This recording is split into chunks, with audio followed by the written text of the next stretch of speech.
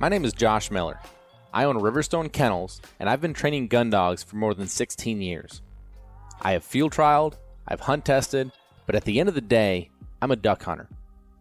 You might find that the duck in our DUK Dogs podcast is spelled uniquely.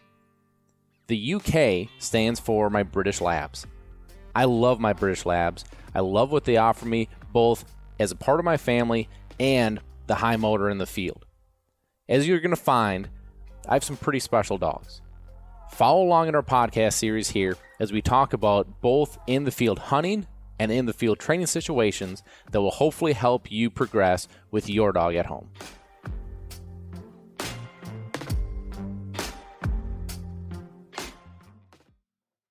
Thank you to Eukanuba Premium Performance Sport 3020. That is the blend of food that I have my dogs on, and I really believe if you have a four-legged athlete like our gun dogs are, we need to fuel them as that, athletes. Give your dog a very high-quality premium food. It's the fuel they run on. So Eukanuba Premium Performance Sport 3020. Go check them out. Also, thank you to Lucky Duck. Go check out the new, we talk about the crates, but the fans in particular this time of year. I love those Lucky Duck fans. They're rechargeable. You can put them on not just the Lucky Duck crate. You can put them on a number of different kennels. So go check them out at www.luckyduck.com. And thank you to Sitka Gear. I've said this a lot, that it has changed the way that I train and I hunt, and I really mean that. And there's just something about being comfortable. Chloe here at the kennel wears her Sitka stuff now about every day and talks every day how much she loves it. So go check it out. You'll be glad you did so. www.sitkagear.com. So first off, I would like to say, go Bucks. Oh my gosh, if you guys have been following along, you heard me talk last week of how excited I was. I couldn't record for a couple days after that game because I don't think I had much of a voice at all. I mean, that was, if you guys heard me last week, I just have this curse of being a diehard fan of awful franchises. And to finally have a team pull through and be a world champion, it feels good. Like it feels great. I feel like I did my part. I was cheering from New Richmond. I feel like I did my part. I feel like I'm a part of this win. So I'd like to thank everybody out there for the support. It was really fun. We had my family come out. We all watched the game together. And it's so neat to see. The state of Wisconsin is a very kind of close-knit group when it comes to sporting events. I know, whether it's Badger games or I'm not a big Packer fan, but I do appreciate that, the big Packer gatherings, that happen, the Brewers, there seems to be so much support for our Brewers. It is really neat. And to see, we've been talking about it for a week now, just all of us at the kennel, and we've been talking about, different plays and different moments in the game, different coaching changes and adjustments, and it's been a lot of fun. And so go Bucks. That's how I want to start off this week. It's been really kind of a fun part of the season for me because we've been getting more and more clients coming out, more and more people spending time with us, which means naturally more and more topics that come up and more feedback that kind of comes around. And I really enjoy that time. I preach a lot about how I believe it is more important to train the person than it is the dog, because as we've talked about in the past, no dog is ever completely done or completely finished. This is a continuation process, and of course, I don't expect that I'm going to be training this dog every year of this dog's life to keep the progress going and to keep him tuned up and polished up. And so it's going to be the owner's job, back at home. It's going to be your job, going forward, with your dog to keep that going. And it's funny to me how different people have different aha moments. And it's always fun for me because when I catch those moments, I really, run with them. Okay, if, we've talked about this in the past, right? That, orange bumpers are for blinds because, they can't distinguish it against most backgrounds, especially green. When that's an aha moment, I'm like, oh, okay, like using the right tools is important to you, right? So let's dig into that. Or I just worked with a gal this morning, great person. She is, it is her and her dog, and she is dedicating her time into this dog. It's really fun to watch her pour herself into this process. But like we were talking, with her, Lisa, I know that you're listening. So talking about you, but this is something that like we talked a lot about with handling, how to blow your whistle. Not the tweet, make it sharp, make it crisp. Think about saying sit, not sit, please sit, sit. And then Jacob, who is my assistant, who I'd like to talk a little bit about here today. He actually jumped in, and which is he hasn't done up to this point of the year, and so it was fun for me to step back and smile as he kind of jumped in. He's like, one thing I've really learned this year is that using your hands and having your hands in the right position is important. Having your hands at your chest when you blow that whistle, so when the dog turns, your first movement is where you want them to go. Things that as I talk about this stuff all the time, sometimes I miss points, and he was able to jump in here and I think have an aha moment, for Lisa of, oh, like that makes a lot of sense. And so it's really fun for me. It's fun teaching you because the people make or break this thing. The dogs, as much as you hate to say it, as much as you hate to admit it, and I am in that same boat too, the dogs come and go. Kills me to say it, but it's the truth. The people are what make this thing work. I see it all the time at hunt tests. There's very few outdoor channels, whether it's waterfowl, big game, archery, rifle, competitive shooting. I've been in a lot of different, arenas, if you will, as far as different gatherings and different groups of people, and they all have their interests, right, that pull them together. But nothing is quite like dogs. The passion and the genuine love that is so like-minded in dog people, it is different, and it just bonds people immediately. And so it's really, really fun, to watch that. But I've really been looking at, and we're at the time of year too, where, naturally dogs are really starting to separate themselves. You're starting to see, especially if you get into that advanced level where you're asking more and more out of these dogs, you're starting to see where these ceilings are. You're starting to see that there are going to be dogs that are going to excel and going to end up being fantastic dogs. You're seeing that there are maybe some dogs that don't have quite as high of a ceiling as you'd hope for. There are dogs that I've already sent home because they just don't quite have it, right? And, this is where it's a fun yet frustrating process. So let me go back here. Let me talk about Jacob, because I think Jacob he's well, first off, he's a great kid. And Jacob, a little backstory on Jacob. Jacob went to high school here in New Richmond. He ended up working at the kennel, I think, the end of his sophomore and beginning of his junior year. Spent those couple of years working at the kennel. And when I say work at the kennel, I mean doing the jobs nobody wants to do, right? He is literally shoveling shit out of kennel runs. He is cleaning kennel runs. He is giving baths. He is, cleaning the bird coop. He's feeding and watering. He's doing all the stuff nobody wants to do. And he did that for a couple of years with about the best attitude that you could ever ask for.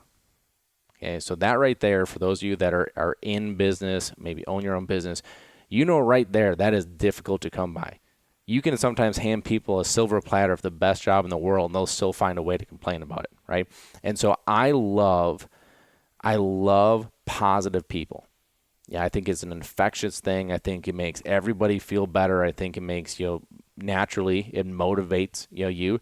You don't want to be around people that when you come up and you're like, hey, John, how's your day going? It's fine. It's okay, I guess. Like, that's not a person you're like, yeah, let's spend the rest of the day together. I want somebody that when I go, Jacob, how's your day going? Oh, it's great. How's yours going? Like, that is a person you want to spend the day with. That is a person that you're going to feed off of. So every year I have somebody that I bring in, and this tends to be a little bit of a revolving door. But I bring somebody in as my assistant trainer, for the year. And this reason alone, this attitude and this glowing positivity is one of the reasons that I wanted Jacob to have that role this year. And so Jacob goes to Bethel University over in the cities. He is an All-American collegiate track star as a freshman. He was down and he had to come to work late this year because he was down in North Carolina running at the national championships. And, I mean, this kid from an athletic standpoint has a very bright future ahead of him. And I could not be more proud of him. And we naturally, because of that, while we were together, we talk a lot about sports. But let me back up 1 second. So I wanted him to come in and be my assistant trainer. So I call him. He's at school. I'm like, Jacob, what are you going to do this year? And he's like, well, I want to come back and work at the kennel. I'm like, well, have you ever thought about doing something more at the kennel? Have you ever thought about, a bigger role that you could have? And he's like, well, I guess I never really thought about it. And I was like, I'd like you to be my assistant trainer for the summer. And he's like, well, that, he was kind of bashful about it. He's like, I really don't have any interest of training the dogs though. Like, he loves the dogs, but he's doesn't come from an outdoors family. He's not a hunter. Just, wasn't something that he thought that he would have a lot of interest in. And like I told him, I said, Jacob, I don't need you to want to train. I need someone that is going to have a great work ethic, is going to be here ahead of schedule, going to be, doing things without me having to ask. Like, the more smooth that you can make my day run, the better, right? And so, he came in and has done that and then some. He is always early. He is, he has my drills and everything set up before I even ask him to do it. I don't have to ask him to clean up. If I get caught up with a client, he steps right in and takes care of whatever has to get taken care of. Like, he's just been a great fit for me. So going back to, kind of like our day-to-day now. So naturally we talk a lot about sports, right? Because we're both, I'm an ex-athlete. He is a current, athlete, a very good athlete. And naturally, we just talk a lot about it. And we started talking about life lessons that our sports teach us that we don't even really think about. So the one that we were talking about here just the other day was the little things that you need to do in the background that no one will ever see, but is going to make you successful. And we had talked about a few episodes back, probably 6 or 7 episodes back now. I used a quote that I really love, which is, hustle in the dark so you can shine in the light. And I'm a big believer in that. What you do in the dark is your character, right? It's what allows you to be who you are, whether people recognize that or not. And we talked about just college athletes in general and what they have to deal with that nobody sees. Like, everybody sees the on-the-field performance, right? That's the spotlight. That's what everybody's looking at. But you don't see the background, So, like, for me, when I was in school, we would have 4:30 to 5 a.m. practices, depending on the day. We then had classes that start at 8. We had classes all day. You had to try to get your homework, get all your stuff in, right? And then we would have practice at 3. And more times than not, they had to hold the cafeteria open for us so that we could get there after it was closed, get in there, get something to eat, and then, oh, by the way, you still have to have your homework done. You still have to get your online exams done, whatever you have to do, and then you got to be up again at 4 tomorrow. And just the time management piece of it, I think, has helped me become the business owner that I am, the person that I am. And so we were talking about this, and Jacob's going through this right now, and so he knows all too well. And he said something that I guess I hadn't really thought about. And he said, yeah, but dog training is that way too. I was like, naturally I have a little smile on my face. I'm like, go on. And he said, well, I see all the time, these dogs go through the training. I hear you talk with the owners, and I see the owners come in, and the owners see the finished product, or they see steps along the way, but they don't see all the setbacks. They don't see all the work that has to go into this to make it happen. And to the point we were just talking about, they don't always see the hustling in the dark, and what they see what's in the light, right? And so what I think is so neat about this for you at home, that you're working with your own dog, is that, and again, this goes back to social media. Like, one of the things that kills me about social media, it kills me about DVDs, it kills me about books, it kills me about any program that I've seen, is that the DVD that you're watching with a finished dog that can do amazing things, and they're teaching you how to teach your dog how to sit. Well, this dog is going to do it in his sleep. It is not going to be that easy, right? And all across the board, you take a dog that's done a drill 100 times and say, okay, this is how you teach your dog to do it. You're not going to see what it was actually like teaching that dog, right? And setbacks are going to happen. I know you don't see it on social media. I know you don't see it these places, but it's going to happen. We just went through one of the most frustrating few weeks that I have had this year with a particular dog.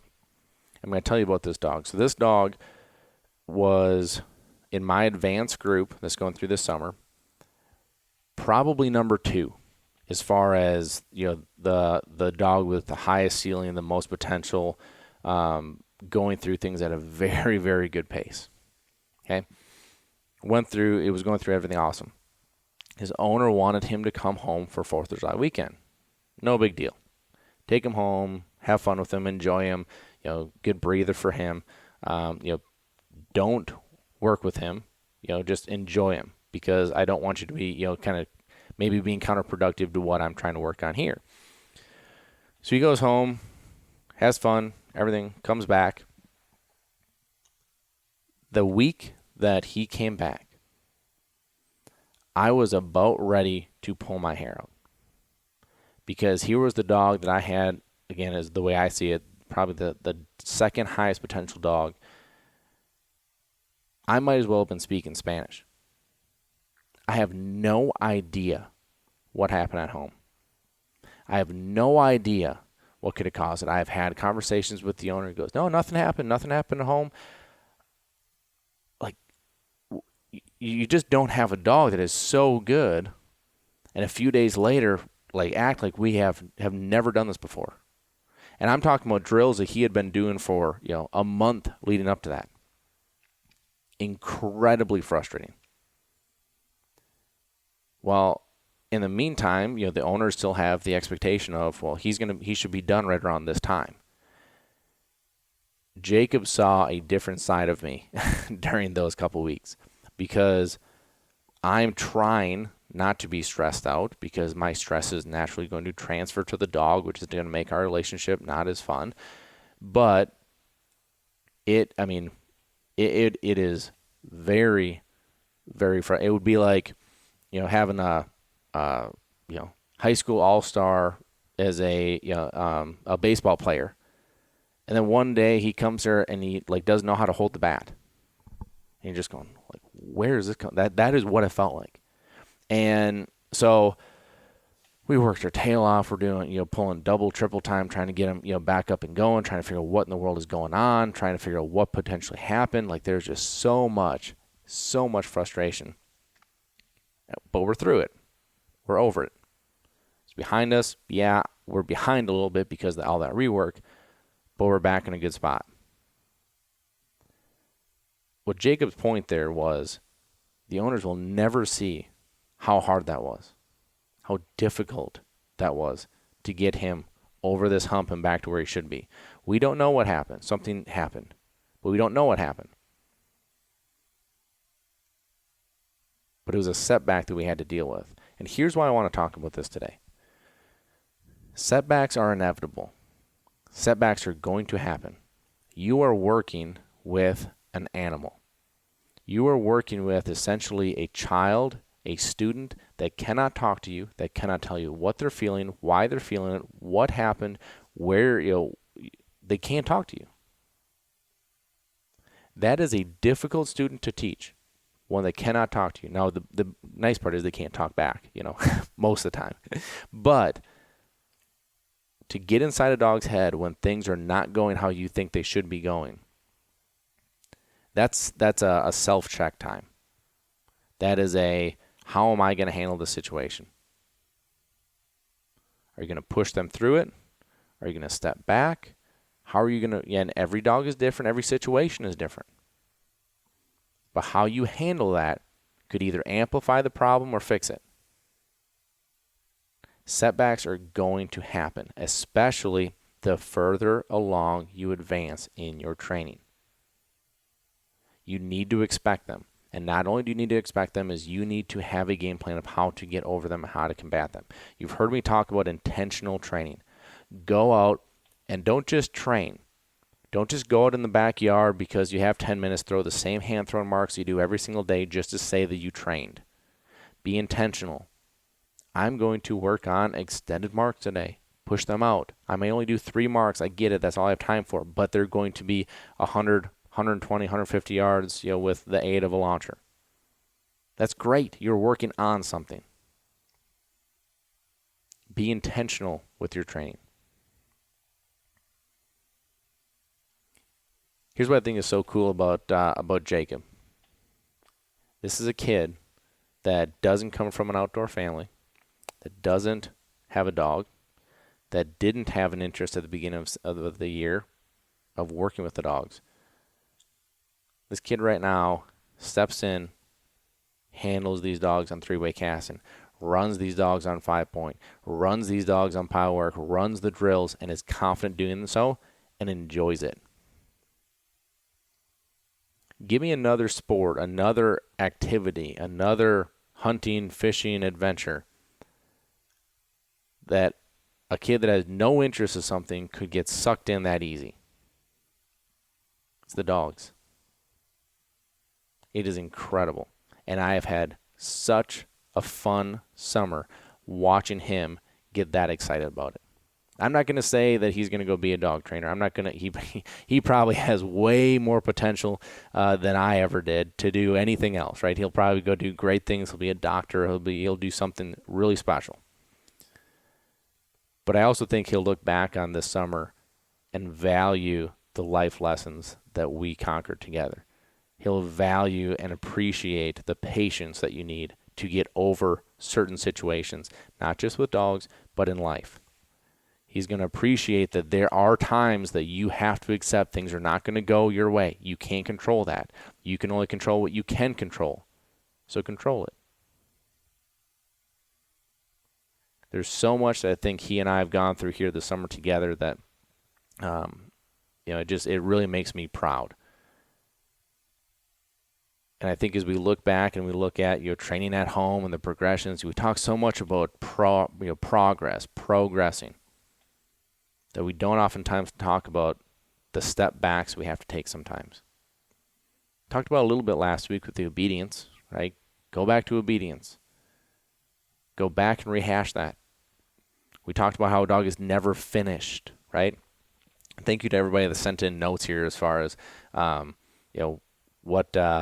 different names for finished dogs. I loved some of them. I loved, I think like Big Dogs was one of them. Golly, there were so many of them, and there were a lot of really good ones. And thank you guys for doing that, but you get it. Like all you guys that sent notes in, I'm sure a lot of you that didn't and thought about it. You get that a quote unquote finished dog is not finished, right? Just because they go through advanced training doesn't mean that they're done, right? Just because I had a talk with a client about this, just last week, I think. Just because a dog goes through handling and can run a blind retrieve doesn't mean that we're going to go out on that first hunt and I'm going to expect that he does it. Expectations, right? It's a pretty cool thing. These dogs can teach us so much as long as we open our eyes and open our ears and hear it. Pretty cool. Thank you guys for being with me here today. I have some kind of cool stuff. We're going to be episode 30 next week, which is crazy to me.